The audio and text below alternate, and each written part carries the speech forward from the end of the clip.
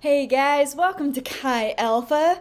All right, opener question today is something that you remember getting in trouble for as a kid, or maybe you didn't get in trouble for things because you got away with something. So tell us a story about something that you got away with. For me, I'm going to tell you a story of something I got away with. And it's that I was over at a friend's house and it was summer, so we were going in and out of the sauna. And in this friend's sauna, they also had a space where they kept stuff for their boats. And somehow there was a motor on the wall and I kind of accidentally brushed against it and then knocked it down. And I didn't really realize that I had done that. I kind of remember it, but it was it didn't fall and smash or anything like that. So I just kind of let it go until later. My friend's dad was super upset and he came and he found us and he was yelling at us who broke the motor? What's going on? And anyway, it had dropped enough that one of the little props had broken, and he was so upset with us that I was just this super shy little kid, and I was just and in my brain, I was just I don't know if I actually did that or did I break it? What happened? And so I never said anything. I was too afraid to fess up to it. And so I technically got away with it, but it definitely did not feel like I got away with something. I felt so bad. And I never said anything, to anyone. You guys are the first ones to know that I broke that boat motor. All right, so this week we're going to continue on with the story of Jesus. And so the setting of our story is that Jesus has just celebrated the Last Supper, the Passover meal, with his disciples. And following that, they go into the Garden of Gethsemane, which is a big area just outside of Jerusalem, and it's a place that Jesus often went with his disciples, and there he prays, and then that's where we're going to pick up the story as Judas comes with a crowd of people to arrest Jesus. And when Judas comes up to Jesus, it says that he kisses him.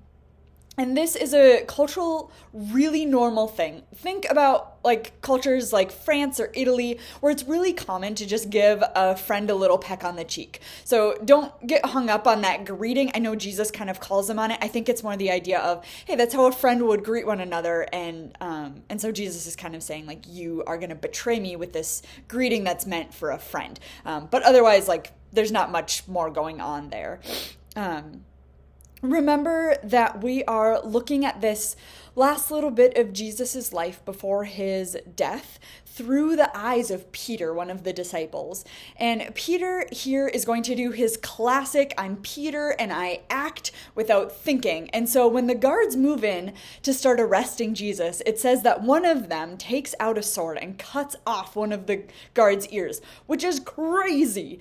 Just does this thing. And we know that from the Gospel of John, that this person who does that, the disciple who does that, is our very own Peter. And it's likely a surprise to everyone that Jesus goes with this crowd that comes to arrest him willingly and without a fight. The crowd that came to get him brought weapons and soldiers, so they're pretty much expecting a fight. And even the disciples obviously thought that they should protect Jesus. Peter being the forerunner, obviously, he's the I'm just gonna fling around a sword guy. So everyone here involved, except for Jesus, thinks that there's going to be a fight. But then Jesus just willingly goes with this crowd. And then we're going to kind of move as Jesus is taken to the house of the high priest. And the reason that they bring him to the house of the high priest is partially that it's night, so they can't officially bring him to the courts, but the high priest is the ruling judge. And so it's almost like they're having some sort of pre-trial on the side or whatever at this high priest's house.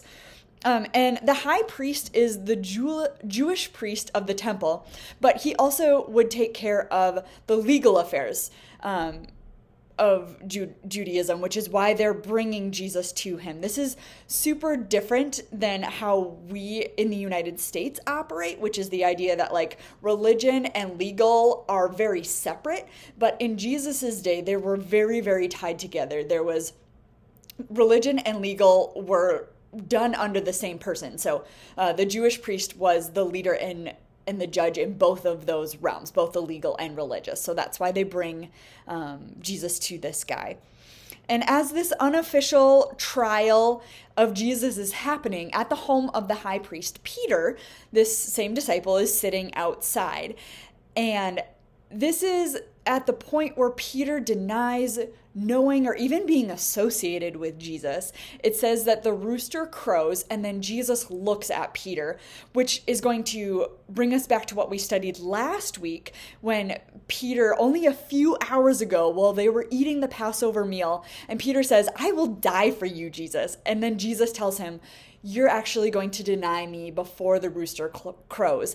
And so it's likely that in this moment that Jesus is in the house and he looks out either some sort of window or doorway, and it's kind of this like long, like they're probably pretty far away from one another, but it's that moment where he looks at Peter when the rooster crows that's happening.